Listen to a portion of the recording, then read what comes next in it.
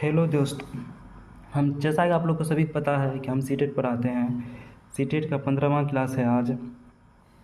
CTET paper 1 paper 2 CDP के लिए है। सीडीपी के लिए है। अभिप्रेरणा मोटिवेशन के बारे में हम लोग आज जानेंगे। आंतरिक अभिप्रेरणा, जब बच्चा जोश, जुनून, उत्साह तथा खुशी से पढ़ते हैं तो उसे आंतरिक अभिप्रेरणा कहते हैं, जो पॉजिटिव क्वेश्चन है, जिसको अच्छा माना जाता है और सीटेट में ये सही ही होता है। वह अभिप्रेरणा, जब बच्चे पुरस्कार के लिए, दंड, प्रशंसा तथा लालच आदि के लिए पढ़ते हैं तो उसे वह अभिप्रेरणा कहते हैं। पुरस्कार देते हैं, जिस दंड या प्रशंसा पाने के लिए ऐसे बच्चे जो पढ़ते हैं उसको वह अभिप्रेरणा कहते हैं। जब बच्चा अपने मन से पढ़ते हैं, जुनून से पढ़ते हैं, उत्साह के लिए पढ़ते हैं तथा खुशी से जब बच्चा खुद से पढ़ना चालू कर देंगे तो उसको आंतरिक अभिप्रेरणा कहते हैं, जो अंदर से उत्पन्न होते हैं, जो प्रेरणा।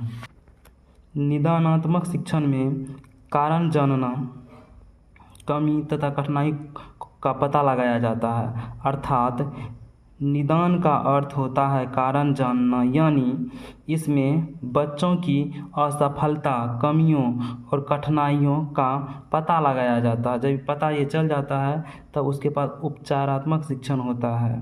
बच्चे की कमियों का पता लगने के बाद उनका समाधान किया जाता है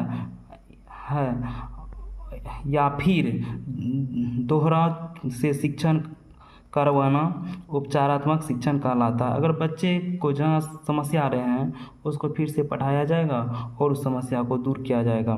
निदानात्मक शिक्षण में कारण जानना और असफलता का पता लगाना, कमियों का पता लगाया जाता है निदानात्मक में, और उपचारात्मक शिक्षण में उसका समाधान किया जाता है, उपचार किया जाता है। जैसे डॉक्टर उपचार करते हैं ना, उससे पहले कारण जानते हैं, उससे इसमें समाधान करते हैं उपचारात्मक शिक्षण में।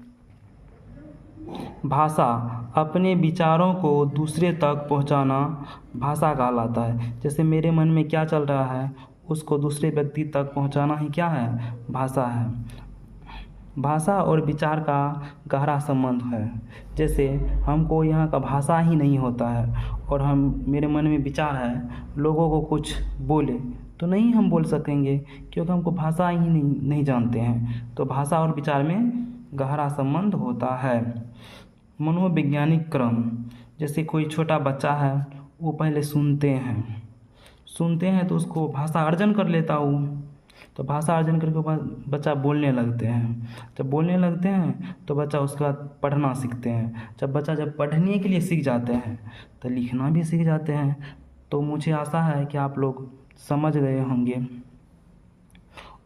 उपचारात्मक शिक्षण में समस्या समाधान किया जाता है, अर्थात उपचार किया जाता है।